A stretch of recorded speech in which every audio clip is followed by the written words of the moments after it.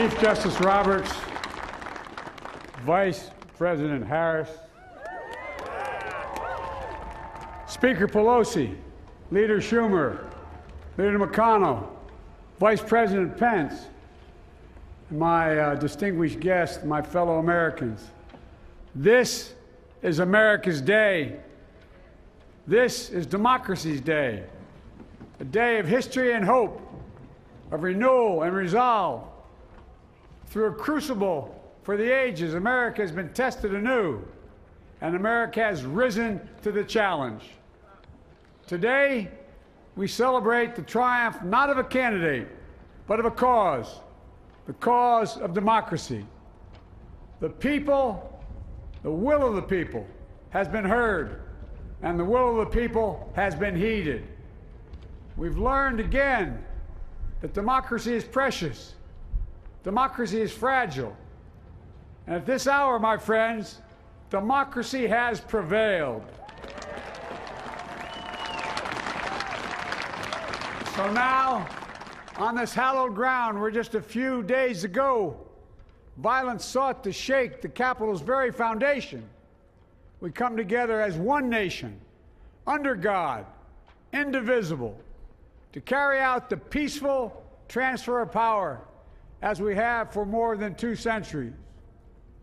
As we look ahead in our uniquely American way, restless, bold, optimistic, and set our sights on the nation we know we can be and we must be. I thank my predecessors of both parties for their presence here today. I thank them from the bottom of my heart. And I know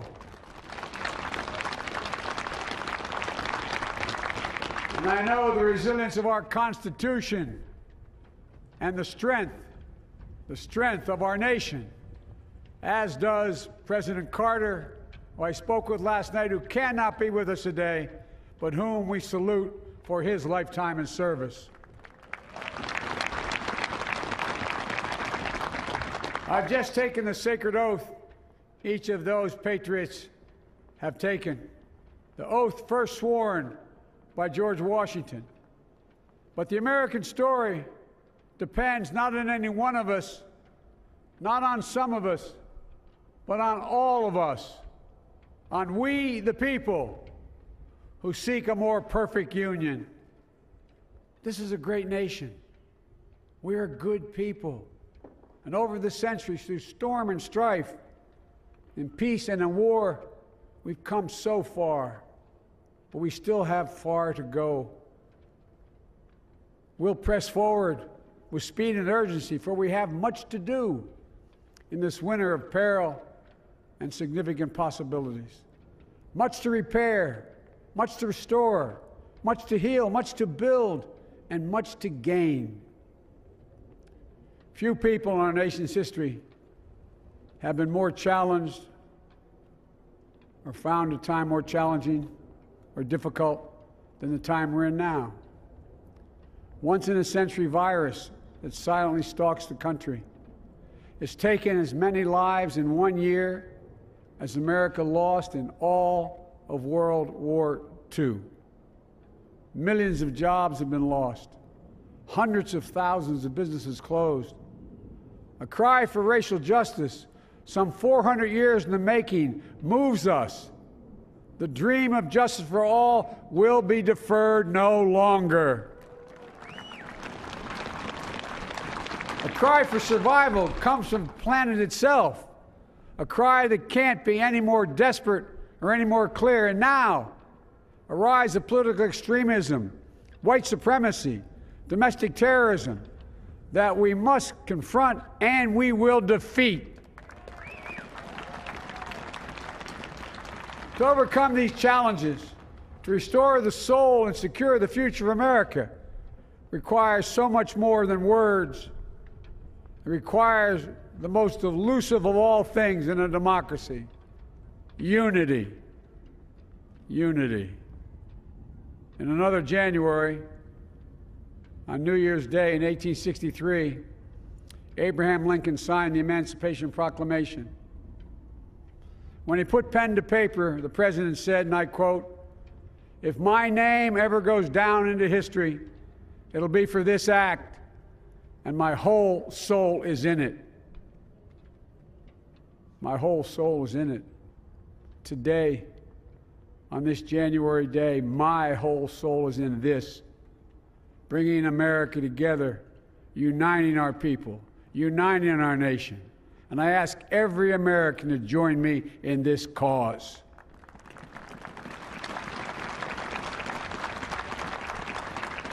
Uniting to fight the foes we face: anger, resentment and hatred, extremism, lawlessness, violence, disease, joblessness, and hopelessness.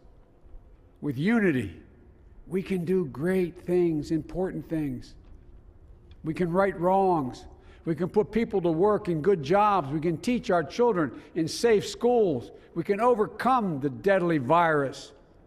We can reward work and rebuild the middle class and make health care secure for all. We can deliver racial justice, and we can make America once again the leading force for good in the world.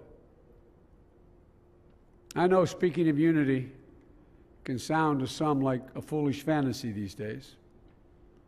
I know the forces that divide us are deep and they are real. But I also know they are not new. Our history has been a constant struggle between the American ideal that we're all are created equal and the harsh, ugly reality that racism, nativism, fear, demonization have long torn us apart. The battle is perennial, and victory is never assured. Through Civil War, the Great Depression, World War, 9/11, through struggle, sacrifice, and setbacks, our better angels have always prevailed. In each of these moments, enough of us have come together to carry all of us forward. And we can do that now. History, faith, and reason show the way of unity. We can see each other not as adversaries, but as neighbors. We can treat each other with dignity and respect. We can join forces, stop the shouting, and lower the temperature. For without unity, there is no peace, only bitterness and fury. No progress, only exhausting outrage. No nation, only a state of chaos. This is our historic moment of crisis and challenge, and unity is the path forward. And we must meet this moment as the United States of America. If we do that, I guarantee you we will not fail. We have never, ever, ever, ever failed in America when we've acted together.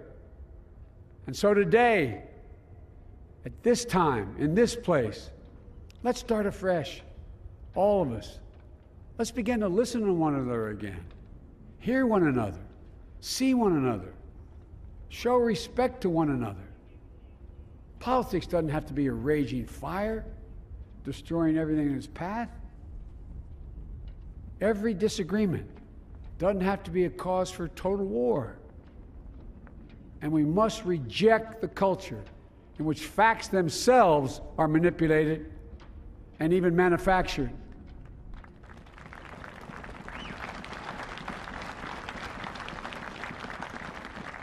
My fellow Americans, we have to be different than this. America has to be better than this. And I believe America is so much better than this. Just look around. Here we stand in the shadow of the Capitol Dome, as was mentioned earlier, completed amid the Civil War, when the Union itself was literally hanging in the balance. Yet we endured. We prevailed. Here we stand, looking out on the great mall where Dr. King spoke of his dream. Here we stand where 108 years ago, at another inaugural, thousands of protesters tried to block brave women marching for the right to vote. And today, we mark the swearing in of the first woman in American history elected to national office, Vice President Kamala Harris. Don't tell me things can't change.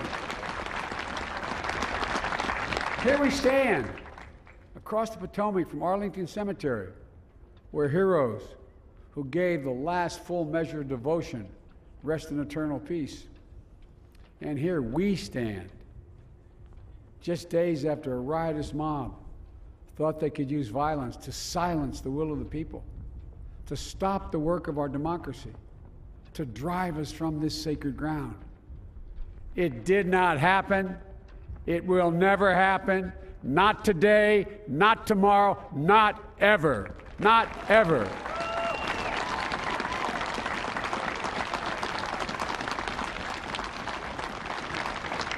To all those who supported our campaign, I'm humbled by the faith you've placed in us.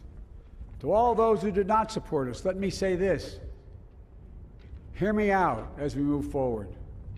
Take a measure of me and my heart. And if you still disagree, so be it. That's democracy. That's America. The right to dissent peaceably within the guardrails of our republic is perhaps this nation's greatest strength. Yet hear me clearly. Disagreement must not lead to disunion. And I pledge this to you. I will be a president for all Americans. All Americans. And I promise you, I will fight as hard for those who did not support me as for those who did.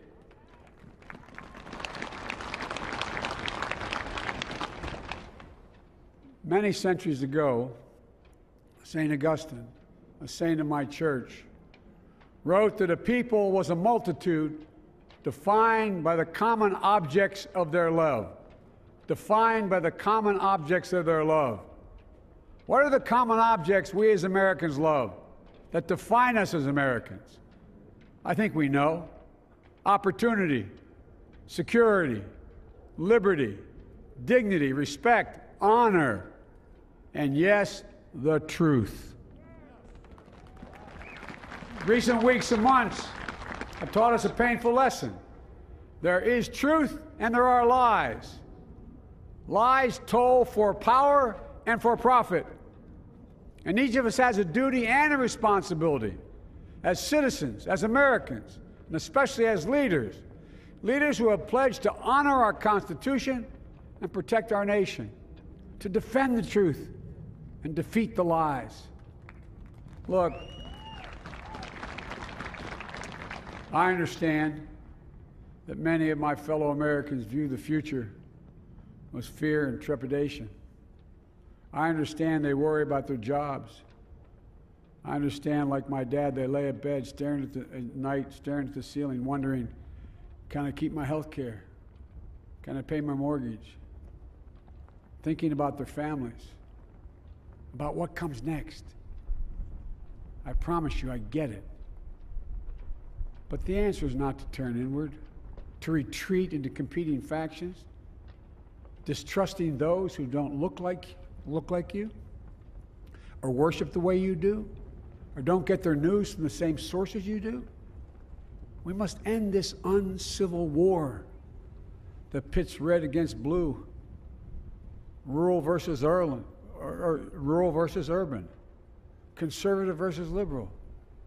We can do this if we open our souls instead of hardening our hearts, if we show a little tolerance and humility, and if we're willing to stand in the other person's shoes, as my mom would say, just for a moment, stand in their shoes. Because here's the thing about life. There's no accounting for what fate will deal you. Some days, when you need a hand. There are other days when we're called to lend a hand. That's how it has to be. That's what we do for one another. And if we are this way, our country will be stronger, more prosperous, more ready for the future. And we can still disagree. My fellow Americans, in the work ahead of us, we're going to need each other. We need all our strength to persevere through this dark winter. We're entering what may be the toughest and deadliest period of the virus. We must set aside politics and finally face this pandemic as one nation. One nation. And I promise you this, as the Bible says, weeping may endure for a night, but joy cometh in the morning. We will get through this together. Together. Look, folks, all my colleagues I serve with in the House and the Senate up here, we all understand the world is watching all of us today. So here's my message to those beyond our borders. America has been tested, and we've come out stronger for it. We will repair our alliances and engage with the world once again, not to meet yesterday's challenges, but today's and tomorrow's challenges. And we'll lead not merely by the example of our power, but by the power of our example.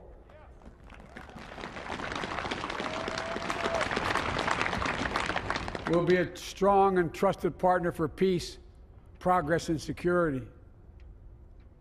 Look, you all know we've been through so much in this nation. And my first act as president, I'd like to ask you to join me in a moment of silent prayer. Remember all of those who we lost in this past year to the pandemic. Those 400,000 fellow Americans, moms, dads, husbands, wives, sons, daughters, friends, neighbors, and co-workers.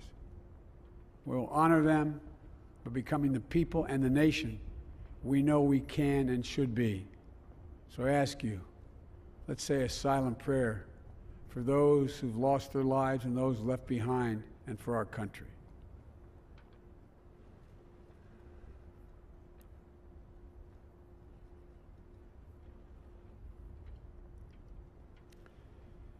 Amen. Folks, this is a time of testing. We face an attack on our democracy and on truth, a raging virus, growing inequity, the sting of systemic racism, a climate in crisis, America's role in the world. Any one of these would be enough to challenge us in profound ways. But the fact is, we face them all at once, presenting this nation with one of the gravest responsibilities we've had.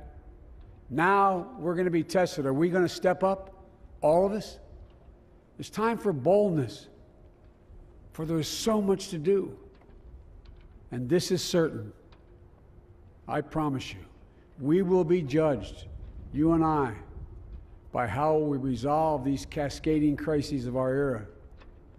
We will rise to the occasion is the question. Will we master this rare and difficult hour? Will we meet our obligations and pass along a new and better world to our children? I believe we must. I'm sure you do as well. I believe we will. And when we do, we'll write the next great chapter in the history of the United States of America, the American story. A story that might sound something like a song that means a lot to me. It's called American Anthem. There's one verse that stands out, at least for me, and it goes like this. The work and prayers of century have brought us to this day. What shall be our legacy? What will our children say? Let me know in my heart when my days are through. America, America, I gave my best to you. Let's us add our own work and prayers to the unfolding story of our great nation. If we do this, then when our days are through, our children and our children's children will say of us, they gave their best, they did their duty, they healed a broken land. My fellow Americans, I close the day where I began, with the sacred oath.